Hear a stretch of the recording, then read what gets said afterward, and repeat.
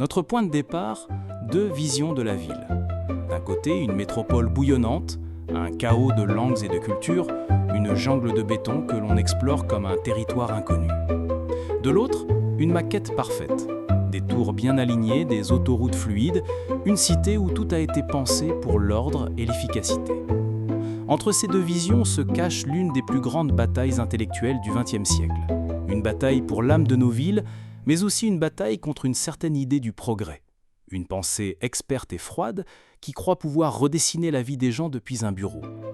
Bienvenue dans un nouvel épisode des Aventuriers de la Pensée, une histoire en 3 actes qui nous mènera des rues enfumées du Chicago des années 20 au trottoir vibrant du New York des années 60.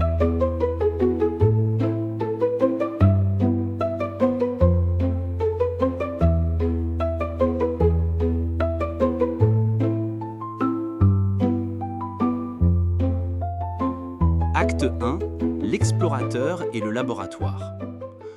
Notre histoire commence au début du XXe siècle, à Chicago. La ville est une créature monstrueuse et fascinante. Elle grandit à une vitesse folle, nourrie par des vagues d'immigration venues du monde entier. C'est la ville d'Al Capone et du jazz, un mélange explosif de misère et de richesse, de langue et de culture. Pour beaucoup, c'est un problème. Pour notre premier aventurier, Robert Park, c'est un laboratoire. Park n'est pas un sociologue de salon, c'est un ancien journaliste. Il a le goût du terrain. Il est fasciné par le spectacle humain. Arrivé à l'université de Chicago, il a une idée de génie. La ville n'est pas un chaos à craindre, c'est un écosystème à comprendre. Il lance alors la fameuse école de Chicago. Il envoie ses étudiants comme des explorateurs avec un seul mot d'ordre: allez vous salir les mains, observer, cartographier, raconter. Grâce à cette méthode, ils vont développer des concepts incroyablement puissants. Park parle d'écologie humaine. Pour lui, la ville est comme une forêt. Avec sa compétition pour l'espace, ses invasions et ses successions, il identifie des zones naturelles. Le quartier des affaires, le Loop, les ghettos, Little Italy, la Gold Coast des riches. Chaque quartier a sa propre culture, ses propres règles. Il forge aussi le concept d'homme marginal, cette figure de l'immigrant, pris entre deux mondes, celui qui l'a quitté et celui qui ne l'accepte pas encore pleinement.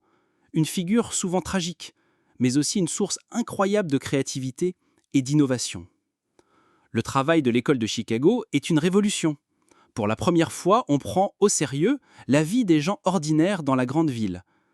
Mais cette vision scientifique, en parlant de désorganisation et de zones pathologiques pour décrire les quartiers pauvres, contenait sans le vouloir le germe d'une idée dangereuse, l'idée qu'on pouvait guérir la ville.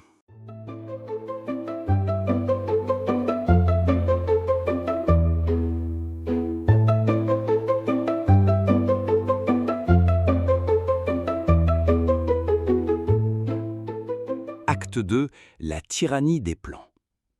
Pendant des décennies, cette idée va faire son chemin. Après la Seconde Guerre mondiale, elle devient un dogme. C'est l'âge d'or des experts, des technocrates, des planificateurs. Des hommes qui, comme l'architecte Le Corbusier, rêvent d'une ville rationnelle, lumineuse, hygiénique. Ils regardent les vieux quartiers populaires et n'y voient que des taudis, des maladies à éradiquer. Ils regardent la rue et n'y voient qu'un tube pour faire circuler des voitures le plus vite possible. C'est l'ère de la dérive technocratique. Ces urbanistes, qui ont peut-être lu les études de l'école de Chicago, en tirent des conclusions radicales. Les zones de taudis, il faut les raser. La séparation naturelle des fonctions, il faut la pousser à l'extrême. Ici on dort, là-bas on travaille, et entre les deux on met une autoroute. Le résultat, on le connaît. C'est l'échec spectaculaire des grands ensembles. Ces barres d'immeubles bien alignées, qui sur le papier étaient parfaites.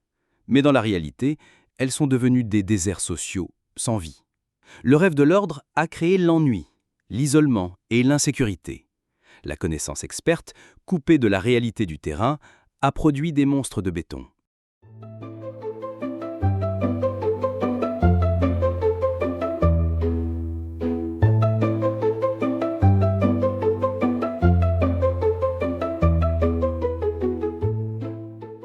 Acte 3, la rébellion du trottoir. Mais face à ces bulldozers, la résistance s'organise. Une véritable armée de citoyens se lève pour défendre ces quartiers. Et cette armée va trouver sa porte-parole la plus inattendue et la plus redoutable. Pas un grand urbaniste, mais une journaliste, une mère de famille qui observe le monde depuis sa fenêtre à Greenwich Village, New York. Jane Jacobs. Son arme n'est pas un diplôme, mais ses yeux. Elle regarde la rue non pas comme un plan, mais comme une scène de théâtre vivante. Et ce qu'elle voit, elle le raconte dans son livre manifeste de 1961, Mort et vie des grandes villes américaines. C'est une déclaration de guerre à la pensée experte. Elle y développe des concepts d'une simplicité et d'une puissance redoutables.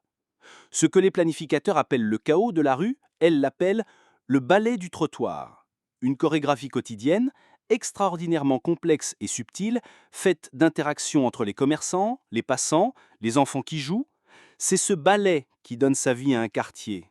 Et ce ballet, dit-elle, crée la sécurité. Non pas grâce à la police, mais grâce aux yeux de la rue. Le regard des habitants depuis leurs fenêtres, celui de l'épicier depuis sa porte, celui des clients en terrasse. Cette surveillance informelle et constante est bien plus efficace que toutes les patrouilles. Et Jane Jacobs ne se contente pas d'écrire. Elle mobilise. Avec des centaines d'autres habitants, elle organise des manifestations, perturbe les audiences publiques, écrit des lettres passionnées aux journaux. Elle devient le visage d'un mouvement populaire qui refuse que des experts en chambre décident de l'avenir de leur vie. L'image restera célèbre. Des mères de famille avec leurs poussettes, barrant la route aux engins de chantier. Ce n'est plus une critique théorique, c'est une bataille physique pour chaque rue, chaque parc, chaque boutique. Son combat le plus célèbre l'opposera au tout-puissant planificateur Robert Moses. Et contre toute attente, elle gagnera.